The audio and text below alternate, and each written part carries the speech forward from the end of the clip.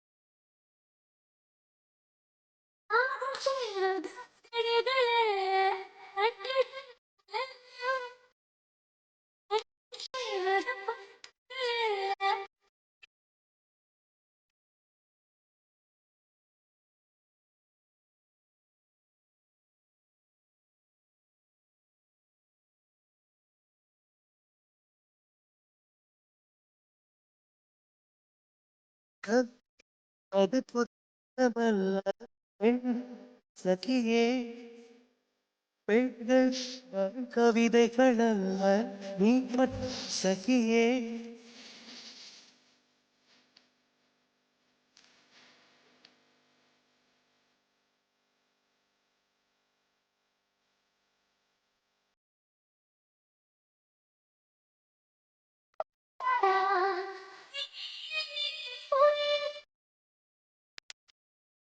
இதயம் நடி இதயம்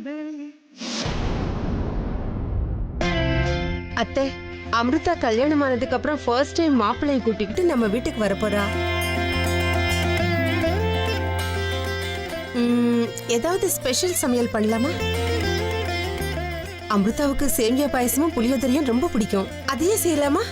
நீங்க ஹெல்ப் பண்றீங்களா அத்தை?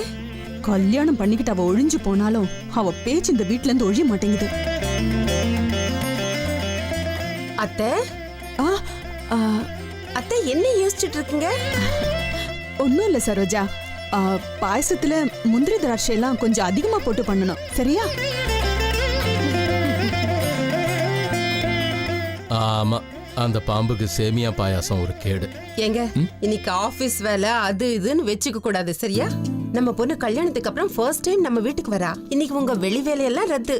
அத நீ சொல்லிதான் எனக்கு தெரியணுமா சரோஜா? நான் ஏற்கனவே 2-3 நாளா எந்த வேலையும் செய்யாம தான் இருக்கேன். இருந்த எல்லா வேலையையும் போஸ்ட்போன் பண்ணிட்டேன். சரி சரி. ஏங்க, நம்ம அமிர்தாவுக்கும் அர்ஜுனுக்கும் ஏதாவது ஒரு நல்ல பரிசு கொடுக்கணுங்க. என்ன கொடுக்கலாம்? அதையெல்லாம் நான் ஏற்கனவே ஆன்லைன்ல ஆர்டர் பண்ணிட்டேன். நீ எதையும் யோசிக்க வேண்டாம். கல்யாணம் பண்ணிக்கிட்டு போன பிறகும் இந்த சொத்தை கொள்ளை அடிக்கிறது நிறுத்த மாட்டா போல இருக்கே. இவங்க என்னைக்கு திருந்த போறாங்களோ? ஏமா சரோஜா, அதெல்லாம் சரி. அமிர்தா வீட்டுக்கு வர போறா, ஆனா அவ கூட அர்ஜுனும் வர போறானா? எனக்கு சந்தேகமா இருக்கு.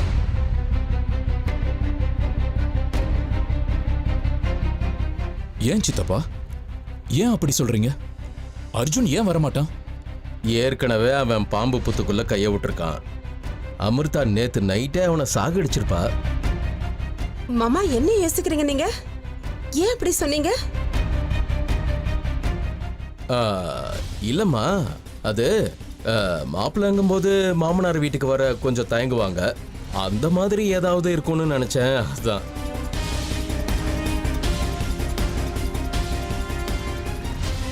நம்ம அர்ஜுன் அப்படி கிடையாது சித்தப்பா. என்ன இருந்தாலும் அவன் இந்த வீட்டு பையன். ஆமா ஆமா. சரி சரி, நீங்க பேசிட்டு இருங்க. நானும் அத்தையும் போய் சமையல் வேலை பாக்குறோம். வாங்க அத்தை.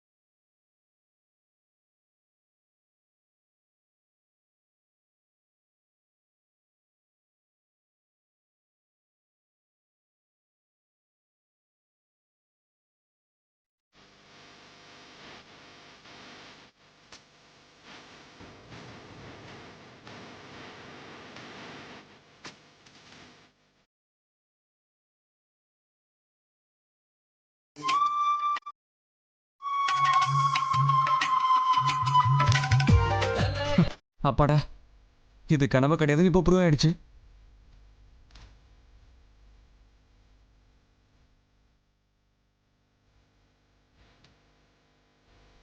பரவாயில்ல, இன்னும் தூங்கிட்டு இருக்கா. ராத்திரி எல்லாம் கண் முழிச்சுக்கிட்டே இருந்தேன்னு நான் போய் சொல்லி மேனேஜ் பண்ணிடலாம்.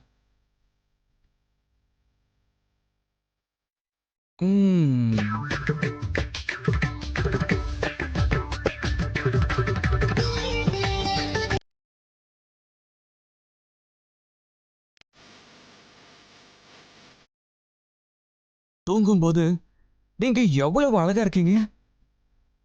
தூங்குங்க தூங்குங்க, நான் உங்களை டிஸ்டர்ப் பண்ண மாட்டேன். நிம்மதியா தூங்குங்க. ஆனா ஒரு விஷயத்த நான் சொல்லியே ஆகணும் அமிர்தா. நீங்க என் மனைவிங்கிறத இப்போ என்னால நம்பவே முடியல. I love you Amrita.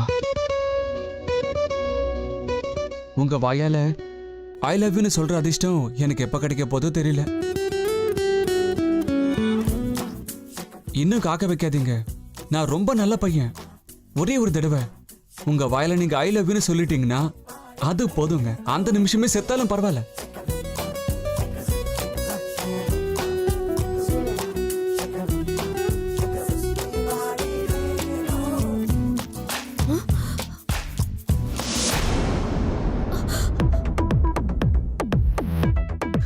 இங்க என்ன பண்ணிட்டு இருக்கீங்க நீங்க? அது உங்க அழகான முகத்து மேல ஒரு கொசு ஓடிட்டு இருந்துச்சு, அது விரட்டலான்னு வந்தேன், அவ்வளவுதான். சரி, நான் போறேன். ஒரு நிமிஷம் அமிர்தா, ஐ லவ் யூன்னு சொல்லுங்களேன். விட்ட காலையே விழுந்துருங்க போல இருக்கு. வெக்கமா இல்ல உங்களுக்கு? நான் உங்ககிட்ட கேட்கறது காதல் பிச்சைங்க. இதுக்கு எதுக்கு வெக்கப்படணும்? ஒரு வகையில எல்லா காதலர்களும் காதல் பிச்சைக்காரங்க தானே. ஆனா எனக்கு நீங்க கேக்குற பிச்சை போடுற ஐடியா எதுவும் இல்ல. என்னை விட சீக்கிரமாவே எந்திரிச்சிட்டீங்க போல இருக்கு. கொஞ்ச நேரம் தூங்கி ரெஸ்ட் எடுத்து அப்புறம் வாங்க. படுக்கிறதா? எங்க, நான் ராத்திரி பூரா தர்ணா போராட்டம் பண்ணுங்க தெரியுமா? நான் முடிவு பண்ணதாங்க. ஐயோ பாவம், ரொம்ப டயர்டா இருந்திருப்பீங்க இல்லையா? அது ராத்திரி எல்லாம் உங்க முகத்தை பார்த்துக்கிட்டே இருந்தேனா, கஷ்டம் சோர்வு எல்லாம் ஓடி போயிடுச்சு. அப்படியா? ராத்திரி யாரோ கொரட்டை விட்ட சத்தம் கேட்டுச்சு. உங்க வீட்டுல கொசுங்க கொரட்டை விடுமா? அது வந்து அமிர்தா, பாத்துட்டீங்களா? தெரிஞ்சு போச்சா? பரவாயில்ல விடுங்க. இந்த ஒரு விஷயத்துல ஒரு சின்ன பொய் சொல்லியிருக்கேன், அவ்வளவுதான். ஆனா நான் முடிவு பண்ணதாங்க. நீங்க ஐ லவ் யூ சொல்ற வரைக்கும் நான் என்னோட உண்ணாவிரத போராட்டத்தை விடவே மாட்டேன், சொல்லிட்டேன். சரி பண்ணுங்க. ஏங்க, நான் முடிவு பண்ணதாங்க.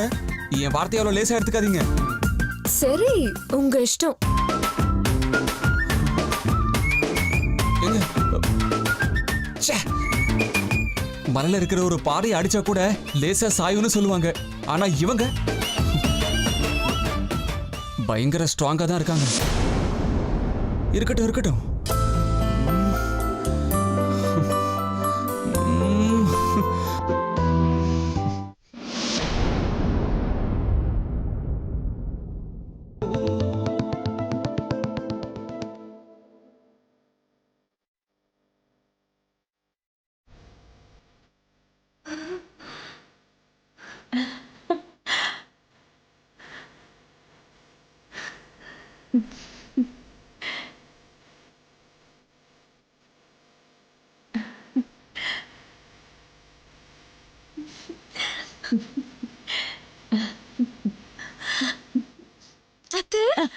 ஹாஸ்பிடல்ல இருந்து எப்போ வந்தீங்க?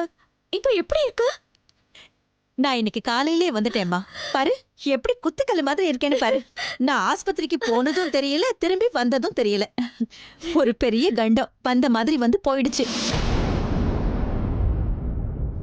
உண்மையான கண்டமே இப்பதானே அது ஆரம்பிக்க போகுது. அது சரி அமிர்தா, எதுக்காக இவ்வளவு சீக்கிரமா எழுந்துட்டே? இன்னும் கொஞ்ச நேரத்துக்கு தூங்கி ரெஸ்ட் எடுத்துக்கலாம்ல? என்ன அத்தை இது? நான் 5 நிமிஷம் எக்ஸ்ட்ரா தூங்கிட்டா எவ்வளோ ஆர்ப்பாட்டம் பண்ணுவீங்க? ஆனா புது மருமக கிட்ட இன்னும் கொஞ்ச நேரம் தூங்கு, சோம்பேறியா இருன்னு பார்ஷாலிட்டி காட்டுறீங்களா? நீ சரியா சொன்ன சித்ரா. இத பாரு ஹேமா, மருமகன் வந்துட்டா எல்லாரும் ஒண்ணுதான். சீக்கிரம் எந்திரிச்சு வாச தெளிச்சு கோலம் போட்டு மஞ்சள் குங்குமம் வைக்கணும், குளிச்சுட்டு பூஜை பண்ணணும். அதை விட்டுட்டு உன் புது மருமக கிட்ட எதுக்கு இவ்வளவு சீக்கிரம் எழுந்த, இன்னும் கொஞ்ச நேரம் தூங்கலாமேன்னு செல்லம் கொஞ்சிக்கிட்டு இருக்க, இது நல்லாவா இருக்கு?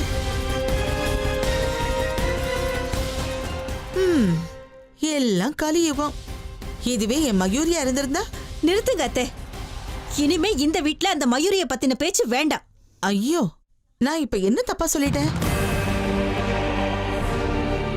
இருக்கிற உண்மையை சொன்னா எல்லாருக்கும் கோபம் தான் வரும். என்ன இருந்தாலும் வீட்டு மருமக சூரியன் உதிச்சதுக்கு அப்புறம் எந்திரிச்சா அது வீட்டுக்கு நல்லதில்ல. இதே என் பேத்தி மயூரியா இருந்தா காலங்காத்தால எந்திரிச்சு காஃபி போட்டு டிஃபன் செஞ்சு வீடெல்லாம் ஓடி ஆடி இருப்பா.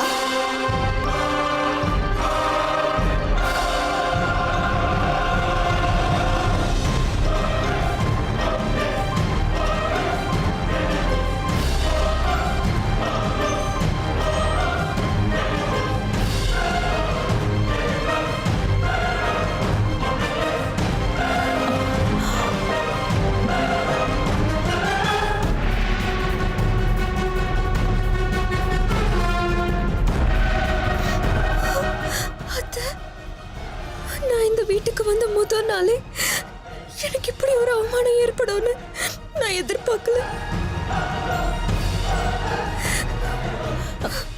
அமிர்தா, நீ அழக்கூடாதுமா. இங்க பாரு, வீட்டு மருமக கண்ணீர் விட்டு அது அந்த வீட்டுக்கு நல்லதில்ல. என்ன அத்தை இது? அந்த மயூரி எப்படிப்பட்டவன்னு இந்த குடும்பத்துல இருக்கிற அத்தனை பேருக்கும் தெரியும். தேவையில்லாம அனாவசியமா கண்டவங்க பேரெல்லாம் இந்த வீட்டுக்குள்ள இருக்கிறவங்க தயவு செஞ்சு சொல்லவே வேண்டாம். நீங்க பேசுனது அர்ஜுன் காதுல விழுந்ததுன்னா அவன் எவ்வளவு வருத்தப்படுவான் தெரியுமா உங்களுக்கு? ஓஹோ, இவன் நல்லாவே தூபம் போடுறா. ஆமா, எனக்கு தெரியும். நம்ம அர்ஜுன் வருத்தப்படுவாங்கிற ஒரே ஒரு காரணத்துக்காகத்தான் இந்த கல்யாணத்துக்கு நான் சம்மதிச்சேன். தெரிஞ்சுக்கோ. அப்படியா இருந்தா இனிமே இந்த மாதிரி எல்லாம் நீங்க எப்பவுமே பேசக்கூடாது. என் மருமகளோட மனசை யாரு புண்படுத்தினாலும் அதை என்னால தாங்கிக்க முடியாது. இப்பவே இப்படி, இன்னும் போக போக எதையெல்லாம் பார்க்கணுமோ தெரியல. வா சித்ரா.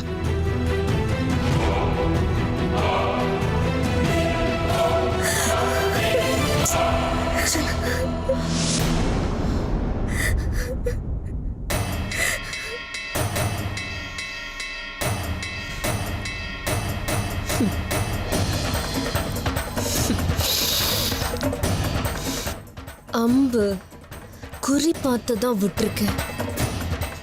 நான் வந்திருக்கிறதே இந்த மாதிரியெல்லாம் விளையாடுறதுக்கு தானே அத்தை. பார்த்துக்கிட்டே இருங்க பாட்டி.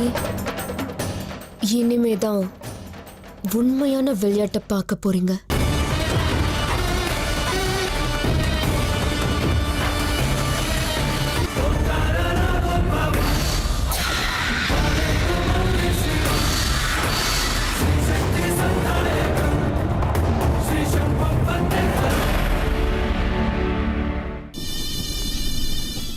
பாபா, என்னமோ நம்ம வேலை எதுவுமே நடக்க மாட்டேங்குது. எல்லாமே பாதியிலே நிக்குது. நீ இப்ப எதை பத்தி பேசிட்டு இருக்க கானிஷ்கா? வேற எதை பத்தி பேச போறேன்? நாகமணியை பத்தி தான். நான் அதை பத்தி யோசிக்கவே இல்லைன்னு நினைக்கிறியா கானிஷ்கா? அப்படி இல்லை பாபா, எனக்கு ஒண்ணுதான் புரியவே மாட்டேங்குது. நீங்க எத்தனை சக்திகளை அடைஞ்சிருக்கீங்க, எவ்வளவுலாம் தவம் செஞ்சிருக்கீங்க. உங்க அளவுக்கு இல்லைனாலும் எங்கிட்டையும் சில விசேஷமான சக்திகள் இருக்குது. அது எல்லாத்தையும் பயன்படுத்தி நாகமணி இருக்கிற இடத்தை கண்டுபிடிக்க முடியாதா?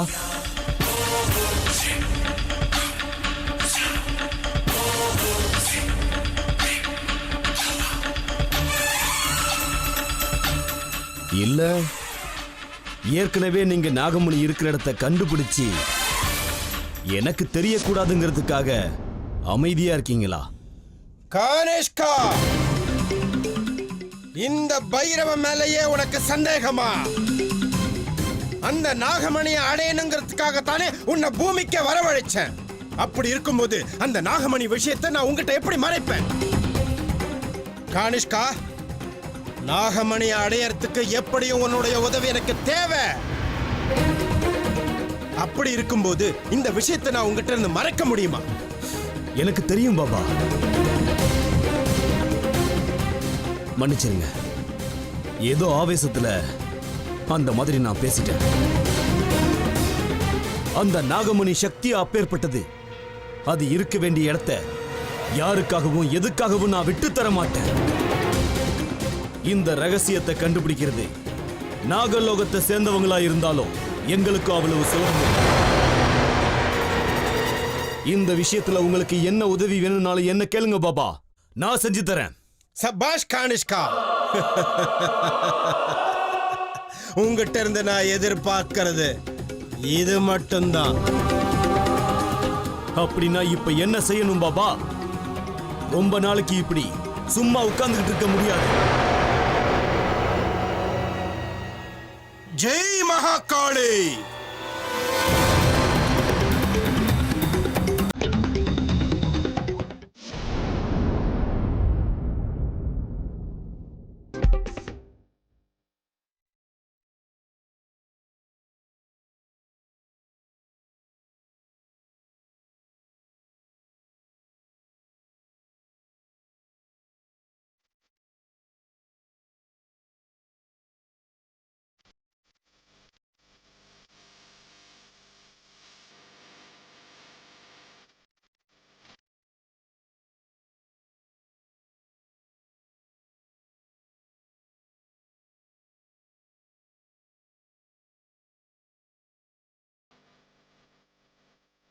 அப்பட்டமான தமிழ்நாட்டு மருமக தாங்க நீங்க.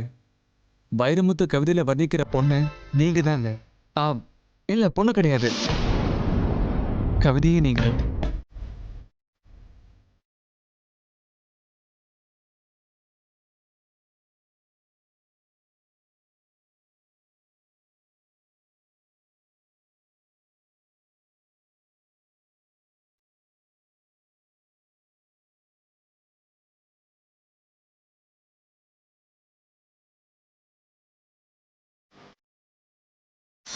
நேரமாச்சு, போய் குளிச்சுட்டு வாங்க.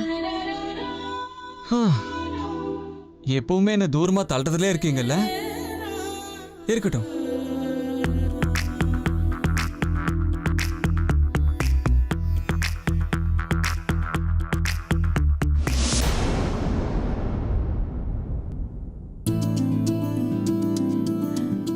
அமிர்தா. ஓ அத்த, மாமா கூப்பிட்டு இருந்தா நானே வந்திருப்பேன்ல. பரவாயில்ல, இருக்கட்டும்மா. சாரி அமிர்தா. காலையில பாட்டி பேசினதை நினைச்சு ரொம்ப வருத்தப்படுறியா? சச்ச, அப்படிலாம் ஒன்றும் இல்லை. தேவையில்லாம என்னால உங்க 2 பேருக்குள்ள பிரச்சனை வந்துருச்சேன்னு தான் மனசுக்கு வருத்தமா இருந்துச்சு. அப்படியெல்லாம் நினைக்காதம்மா அமிர்தா. எங்க அம்மாவுக்கு மயூரி அந்த வீட்டு மருமகளை ஆக்கிக்கணும்னு ஆசை இருந்தது. அது நிறைவேறல.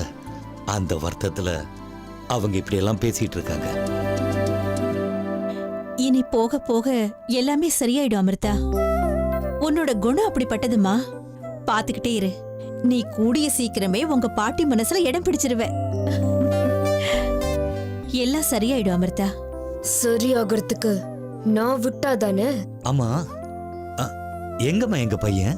நான் அடிச்சா தாங்க மாட்டேன், 4 மாசம் தூங்க மாட்டேன், மோதி பாரு வீடு போய் சேர மாட்டேன். நான் அடிச்சா தாங்க மாட்டேன், 4 மாசம் தூங்க மாட்டேன், வீடு போய் சேர மாட்டேன். மோதி பாரு மோதி பாரு மோதி பாரு. இன்னும் இவன் திருந்தவே இல்லையா? சரி அமிர்தா, அவன் குளிச்சுட்டு வந்ததும் புருஷன் பொண்டாட்டி 2 பேரும் ரெடியாகி உங்க அம்மா வீட்டுக்கு போயிட்டு வந்துருங்க. அது நம்ம வீட்டு சம்பிரதாயம் கூட, சரியா?